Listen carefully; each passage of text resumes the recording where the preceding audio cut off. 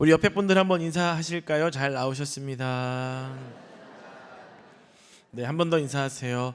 하나님이 당신을 사랑하십니다. 아멘이세요? 오늘은 은혜가 죄를 덮을 때는 제목으로 함께 말씀을 나누고자 합니다. 우리나라 속담에 때린 놈은 다리 오므리고 자고 맞은 놈은 두 다리 뻗고 잔다라는 말이 있어요.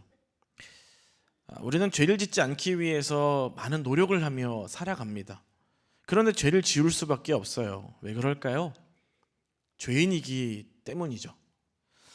방금 말씀드린 속담처럼 우리는 어찌 보면 죄를 짓지 않습니까? 용서를 받게 돼요. 어떤 때는 용서받고 그걸로 인해 해결이 될 때가 있는데, 오히려 그 죄의 문제보다 죄책감이라고 하는 것들이 우리에게 다가와서 우리를 더 묻게 만들고 더 나은 삶으로 나아가지 못하게 만듭니다.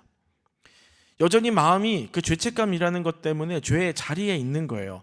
그래서 우리 영혼도 그 죄책감의 무게 때문에 굉장히 힘겨운 인생을 살아가게 됩니다. 오늘 말씀은 죄의 현장보다 깊은 곳, 곧 무너진 한 사람의 그 영혼을 향해 다가오시는 예수님의 이야기예요.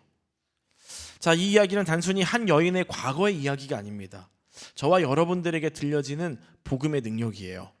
오늘 이 말씀이 저와 여러분들에게 복음의 능력으로 임하기를 축복합니다.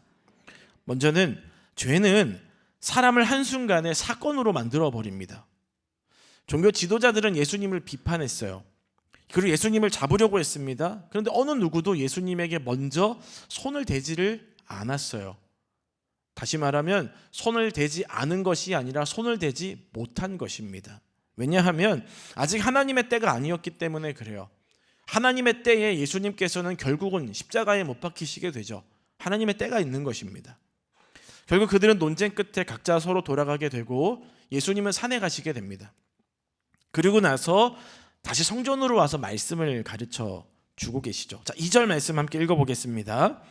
아침에 다시 성전으로 들어오시니 백성이 다 나아오는지라 앉으사 그들을 가르치시더니. 아멘. 예수님이 성전에 오신 이유는 말씀을 가르치시기 위함이었어요. 근데 여러분, 이 아침을 한번 상상해 보시길 바랍니다. 여러분, 교회할 때 어떠셨어요? 이렇게 좀 고요하기도 하고 산을 보면서 좋죠. 또 어떤 때는 나무 위에서 막 새가 이렇게 아주 예쁜 소리를 낼 때가 있습니다. 행복하죠. 지금도 나름대로 이렇게 정적이 이렇게 흐르고 있는, 저는 말씀을 전하고 있고 여러분 정적 가운데 있죠. 근데 여기서 갑자기 누군가 핸드폰 벨소리가 갑자기 빵 하고 울린다고 생각해 어때요? 정적이 깨지잖아요. 예수님도 그곳에 있던 사람들도 그런 상황을 겪었어요. 자, 3절 말씀 읽어봅니다. 서기관들과 바리새인들이 음행 중에 잡힌 여자를 끌고 와서 가운데 세우고. 아멘. 서기관들과 바리새인들이 한 여인을 끌고 왔는데 간음 중에 잡힌 여인이었어요. 자, 그 여인을 이렇게 데려오면서 그들이 이렇게 소리쳤을 겁니다. 간음 중에 잡혔어요. 간음을 했어요. 죄를 지었습니다. 나쁜 사람이에요. 율법을 어겼어요. 죽어 마땅한 여자입니다. 아마 수많은 말들을 쏟아부었겠죠. 말만 그랬을까요? 눈빛은 막 정죄의 눈빛, 아주 살기를 띠고 그 여인을 쳐다봤을 거예요. 여인이 잡혔습니다. 잡혔다는 말은 단순히 발견되었다가 아니에요. 헬라어 원어를 보면은요, 도망칠 수 없이 붙들린 상태를 말합니다. 이게 죄의 본질이에요. 저와 여러분들이 알파코스를 배우다 보면은 거기서 제일 나오는 게 죄에 대해서 나오게 되는데, 그 그림이 하나 있습니다. 사람이 있는데 막 이렇게 목이 딱 잡혀 있는 거예요. 아무리 끌려가려고 해도 빠져나올 수 없는 상태. 이게 죄의 권능이라는 것이죠.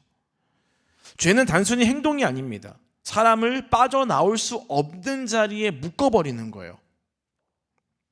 더 잔인한 것은 이 여인이 더 이상 어떤 인격체로 대우받지 못했다는 거예요. 여인은 제가 사실은 그럴 수밖에 없었던 이유는요, 설명하지 못했어요. 사실 저는요, 어디에 속한 이름은 누구입니다라고 말할 기회도 없는 거예요. 오직 간음한 여인이라고 이름을 붙여서 끌려오게 되었습니다.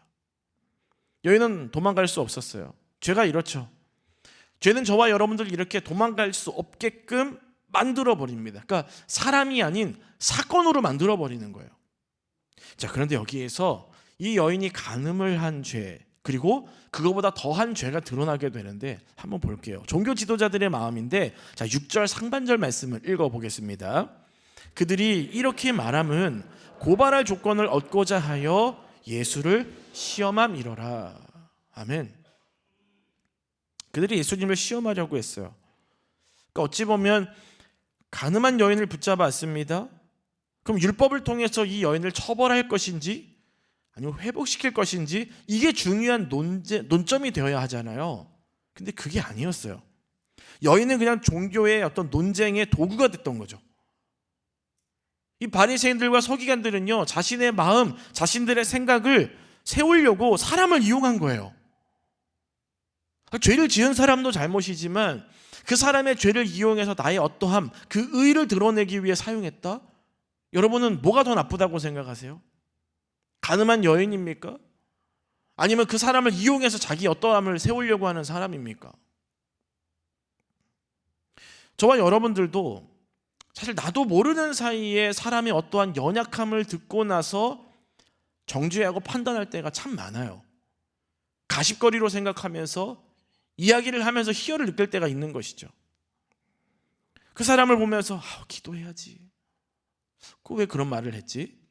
왜 그런 생각을 가졌지? 왜 그런 행동을 했지?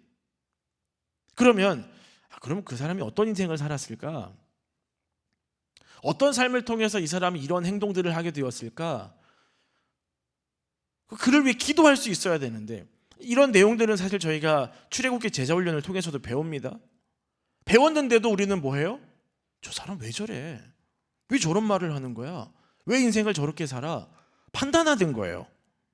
여러분, 우리는 그 순간에 사람을 보는 게 아니라 자꾸 사건을 봅니다. 그 사람이 말한 거, 행동한 거, 사건을 보는 거예요. 여러분, 우리는 이 순간을 회개해야 합니다.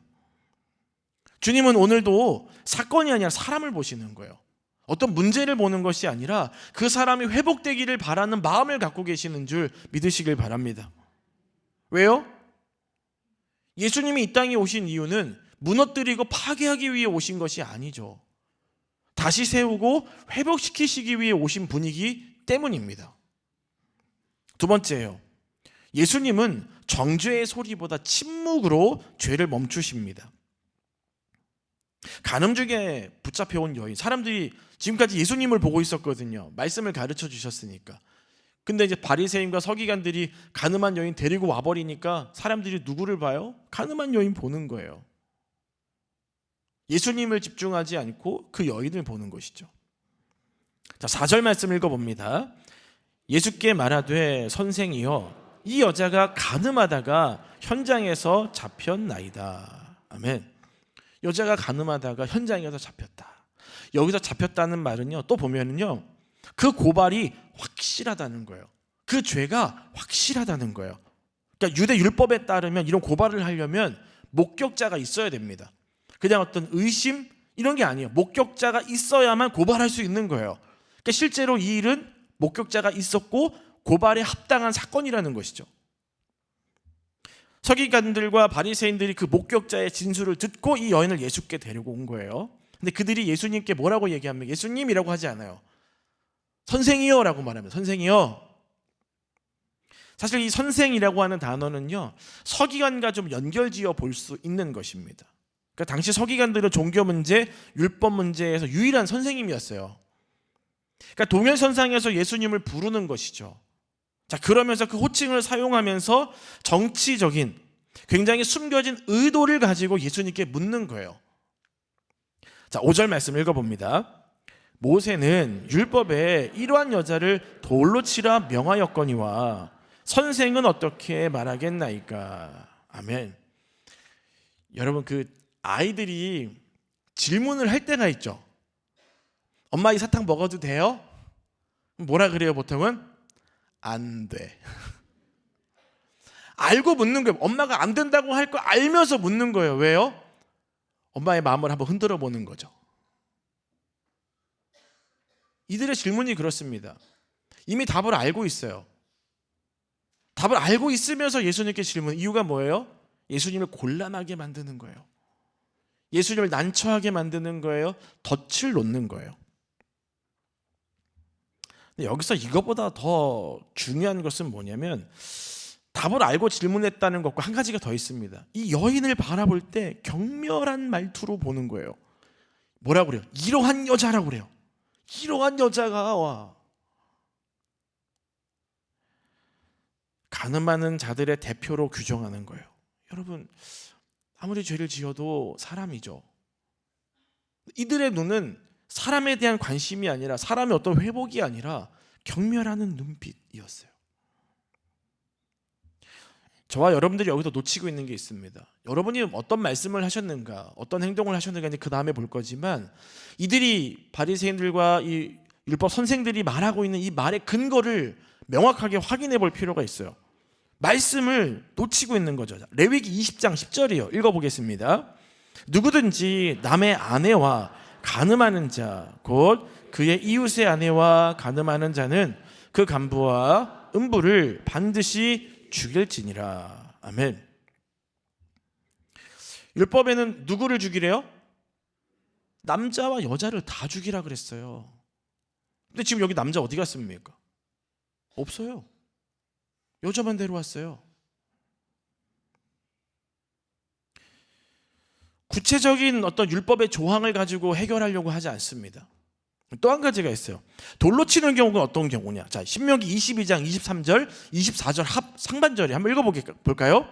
처녀인 여자가 남자와 약혼한 후에 어떤 남자가 그를 성읍 중에서 만나 동침하면 너희는 그들을 둘 다 성읍 문으로 끌어내고 그들을 돌로 쳐 죽일 것이니. 아멘. 약혼한 후에 죄를 지은 남녀 한 쌍에게 돌로 쳐 죽이라 그랬단 말이에요. 그러니까 다시 말하면 지금 이들이 가지고 온 이 모세가 말한 율법은 정확합니까? 아니라는 거예요. 정확하지가 않아요. 가늠한 여인은 있지만 남자는 없습니다. 다시 말하면 이 사람들이 지금 의도적으로 자신들의 어떠함을 드러내기 위해서 말씀을 인용한 것이죠. 이게 얼마나 큰 죄입니까, 여러분? 말씀 앞에 우리가 세워져야 하거든요. 근데 지금 말씀을 인용해서, 말씀을 이용해서 나의 어떠함을 드러내기 위해 행동하고 있는 이 얼마나 어처구니 없는 행동이냐는 거예요. 의도적인 폭력입니다. 하나님이 주신 말씀을 내 삶에 의도적으로 사용하는 것은 문제인 것입니다. 지금 종교 지도자들이 예수님께 덫을 놓고 있어요. 여기서 어느 쪽으로 대답을 해도 걸리게 됩니다. 종교 지도자를 질문하죠. 선생님, 어떻게 하겠습니까? 예수님 행동이에요. 6절 하반절 읽어봅니다. 예수께서 몸을 굽히사 손가락으로 땅에 쓰시니. 아멘. 예수님이 대답을 하셔야 할 상황이에요. 실제로 사람들이 예수님한테 계속 물어요. 어떻게 해야 돼요? 예수님 어떻게 해야 돼요? 계속 물었다라고 성경에서는 기록하고 있습니다. 언제까지요? 예수님 대답할 때까지. 계속 질문한 거예요. 그때 예수님이 몸을 굽혀서 땅에 글씨를 쓰십니다. 여기서 굽히다라는 말은 단순한 동작이 아니라 몸을 낮추었다라는 말이에요. 아래로 향한 거예요. 여러분 뭐라고 쓰셨을까요? 수많은 학자들이 뭐라고 쓰셨을까를 연구했습니다. 십계명 쓰신 거 아니야? 아니면 거기 있던 사람들의 죄를 쓰신 거 아니야? 막 이런 여러 가지 추측을 한 거예요. 근데 성경에 기록되어 있지는 않기 때문에 말씀을 드릴 수는 없습니다. 여기서 중요한 건 뭐냐면 예수님이 뭐라고 쓰셨느냐 하는 글씨가 아니라 예수님이 어떠한 행동을 하셨냐는 거예요. 예수님이 몸을 굽히고 낮추셨다. 내용보다는 행동이 중요한 것이죠. 수많은 사람들이 율법을 바라보면서 자신의 지위를 이용해 높아진 위치에 마음속에서 사람들을 향해서 정죄하고 정말 그 살인적인 눈빛을 보고 있었잖아요. 근데 예수님은 높아지신 것이 아니라 뭐 하셨어요? 낮아지셨어요. 몸을 굽히셨어요. 정죄는 너무 빠르죠. 우리는 딱 어떤 이야기 들으면 판단합니다. 왜 그렇지? 왜 그렇게 했지? 근데 반대로 은혜는 속도를 좀 늦추게 되죠. 사람들이 침묵을 견디지를 못했습니다. 예수님은 막 땅바닥에 글씨 쓰고 계시니까요. 예수님 빨리 좀 말씀 좀 해보세요. 자, 7절 말씀 읽어볼까요? 그들이 묻기를 마지 아니하는지라 이에 일어나 이르시되 너희 중에 죄 없는 자가 먼저 돌로 치라 하시고. 아멘. 계속 물으니까 예수님 말씀하시는데 제가 여기 봤더니 돌이 있더라고요. 옆에 돌이 보이세요? 여러분 어떤 거 드실래요? 좀 큰 거는 좀 위험하겠죠. 한 방에 갈 수 있어요. 사람들에겐 지금 손에 돌이 들려 있는 거예요. 사람들이 그러면 가늠한 여인 보고 종교 지도자들의 말을 듣고 돌을 가서 주워왔겠죠. 어떤 걸 던질까? 내가 생각할 때 정말 저희 여인은 잘못된 짓을 했어, 죽어 마땅히 하면 저 큰 돌 갖고 왔을 거예요. 근데 그거보다 조금 더 생각했던 사람은 조금 더 작은 돌을 택할 수도 있었겠죠. 근데 예수님 말씀하세요. 너희 중에 죄 없는 자가 먼저 돌로 치라. 이 말씀은 권면이 아닙니다. 선포하신 거예요. 죄 없는 이라는 말은요, 지금까지 태어나서 한 번도, 단 한 번도 죄를 지은 적이 없다면 돌을 던져라. 돌을 던질 자격이 있는 사람은요, 죄 없는 사람이에요. 근데 여러분 성경에 기록되어 있습니다. 죄 없는 자가 있습니까? 제가 처음에 말씀드린 우리는 죄인이라고요. 저와 여러분들은 죄인이에요. 다시 말하면 돌을 던질 자격이 없는 사람입니다. 이게 무슨 말씀일까요? 예수님이 뭐라고 쓰셨는가라고 하는 것보다 더 중요한 것은 예수님이 이 땅에 쓰신 글씨와 그 행동과 예수님의 선포되는 그 말씀을 통해서 지금 이 사람 한 사람을 하나님 앞에 세운 거예요. 하나님 앞에 내가 서게 되니까 다른 죄인이구나. 나는 이 여인을 향해서 죄인이라고 얘기했는데 사실 나도 죄인이었구나라는 것을 깨닫게 된 것이죠. 하나님 앞에 우리가 서게 되면은요, 스스로를 돌아볼 수밖에 없습니다. 그리고 변화될 수밖에 없죠. 예수님 말씀 앞에 섰던 사람들이 어떻게 행동합니까? 9절이에요. 읽어보겠습니다. 그들이 이 말씀을 듣고 양심의 가책을 느껴 어른으로 시작하여 젊은이까지 하나씩 하나씩 나가고 오직 예수와 그 가운데에 섰는 여자만 남았더라. 아멘. 여기서 가책을 느꼈다. 가책이라는 말은요, 감정이 아니에요. 내면의 빛이 드러나는 경험을 뜻하는 것입니다. 예수님 말씀하시니까 사람들이 돌 들고 있던 거 내려놓는 거예요. 왜요? 그들의 삶에 빛이 비추었기 때문입니다. 예수님께서 이 사건 이후에 나는 세상의 빛이다라고 말씀을 하십니다. 예수님이 저와 여러분들에게 빛을 비춰주시면 우리 안에는 어둠들로 떠나가게 되는 거예요. 그러니까 예수님께서는 그들을 설득하신 것이 아니라 말씀을 선포하신 것이죠.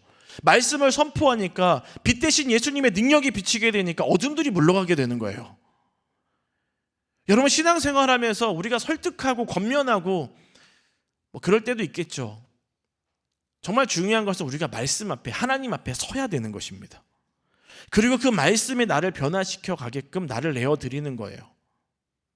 그게 중요한 것이죠. 나이 많은 사람부터 떠납니다. 왜 그럴까요? 세월이 흐를수록 내가 자꾸 죄인인 걸 더 많이 깨닫기 때문이죠.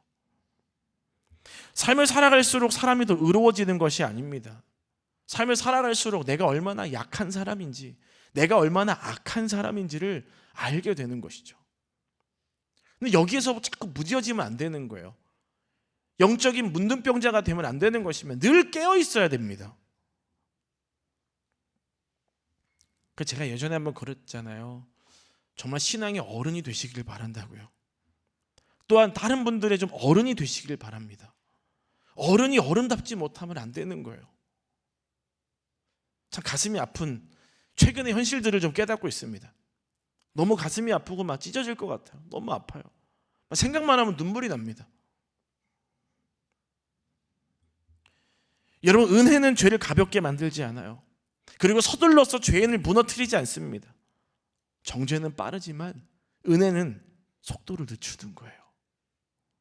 저와 여러분들은 인생을 살아가면서 빠른 정답보다는, 빠른 해답보다는 은혜가 내 삶에 머물러서 지금 일어나고 있는 상황들을 좀 멈추고 늦출 필요가 있습니다. 그런 인생이 되기를 주님의 이름으로 축복합니다. 마지막 세 번째예요. 은혜는 죄를 덮고 새로운 삶을 열어줍니다. 사람들이 다 떠났어요. 한 사람도 남은 사람이 없어요. 감사하죠. 그 중에 누구라도 하나 남아가지고 저는 죄 없는데 이랬으면 예수님이 돌들지 않았을까. 다 떠났어요. 예수님하고 여인만 남았습니다. 10절 말씀 읽어보겠습니다. 예수께서 일어나서 여자 외에 아무도 없는 것을 보시고 이르시되 여자여 너를 고발하던 그들이 어디 있느냐? 너를 정죄한 자가 없느냐? 아멘.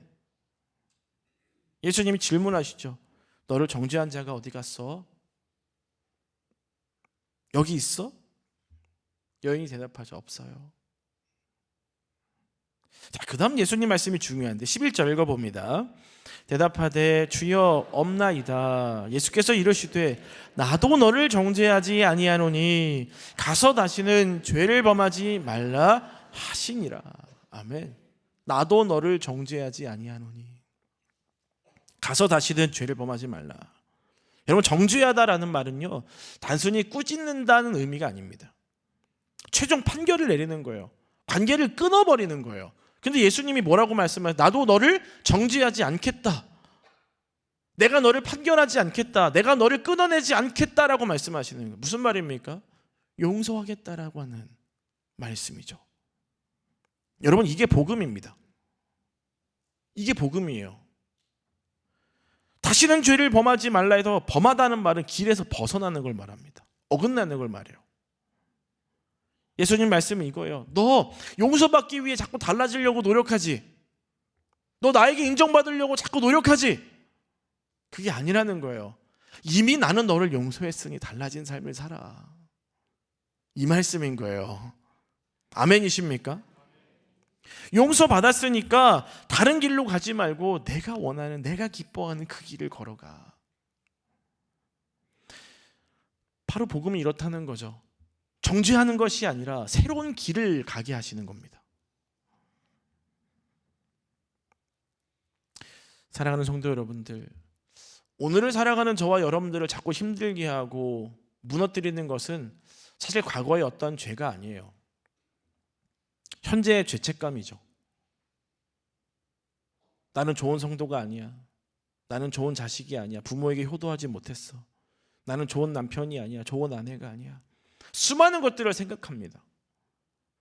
또 나는 좋은 부모가 아니야. 자녀를 내가 왜 이렇게 양육했지? 수많은 것들. 그러면서 나는 안 돼. 하나님도 실망하셨을 거야. 다시 시작할 수 없어. 나는 안 돼. 이러한 꼬리표들이 자꾸 우리를 따라오는 거예요.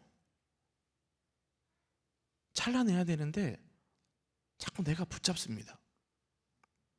그런데 오늘 주님 말씀하시는 거예요. 나도 너를 정죄하지 않겠다. 여러분, 이게 복음이에요. 이걸 받아들이시기를 축복합니다. 이것은 위로가 아닙니다. 우리 영혼을 다시 세우는 창조의 말씀인 거예요. 십자가는 우리의 죄만 처리한 것이 아니라 우리의 정죄도 끝냈습니다. 그렇기 때문에 그 어떤 것도 저와 여러분들 묶어놓을 권리는 그 어떤 과거에도 없는 거예요. 이미 십자가 위에서 예수 그리스도께서 해결하셨음을 믿으시길 바랍니다. 그러니 달라진 삶을 살아야 되는 거예요. 교회 안에서만이 아니라 교회 밖에서도 달라져야 된다는 것입니다.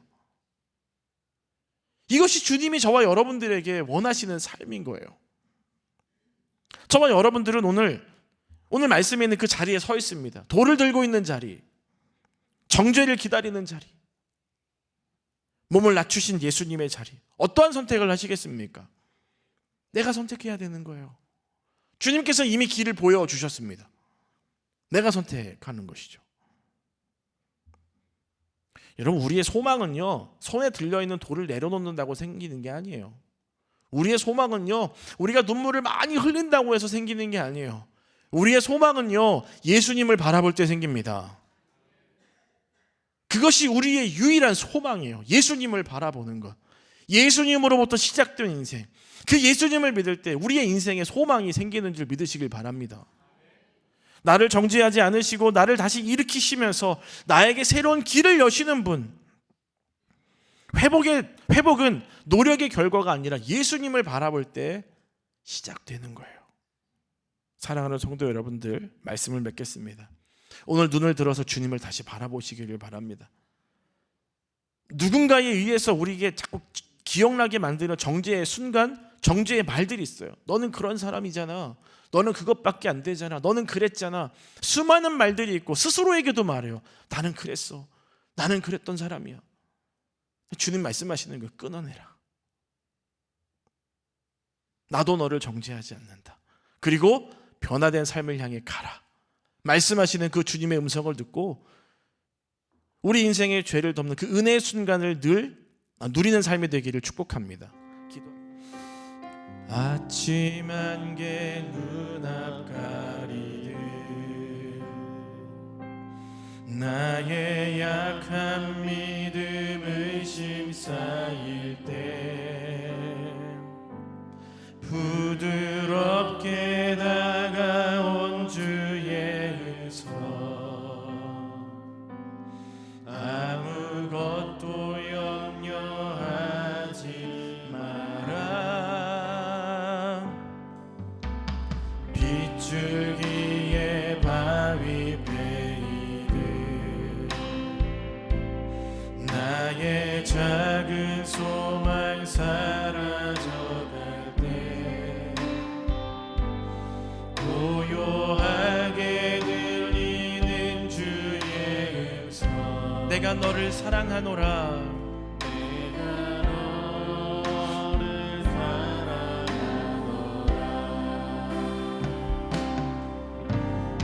외로움과 방황 속에서 주님 앞에 나아갈 때에 위로하시는 주님 나를 도우사 상한 나의 마음 감싸주시네. 십자가의 보혈로서 주의 크신 사랑 알게 하셨네.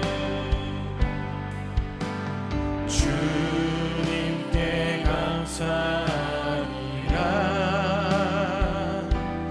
언제나 주님께 아침 안개 눈앞 가리듯 아침 안개 눈앞 가리듯 나의 약한 믿음 의심 쌓일 때 부드럽게 다가온 주의 음성 아무것도 염려하지 말라. 아무것도 염려하지 마라.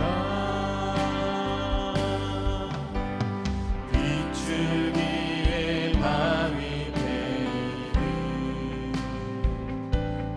나의 작은 소망 사라져갈 때 고요하게 들리는 주의 음성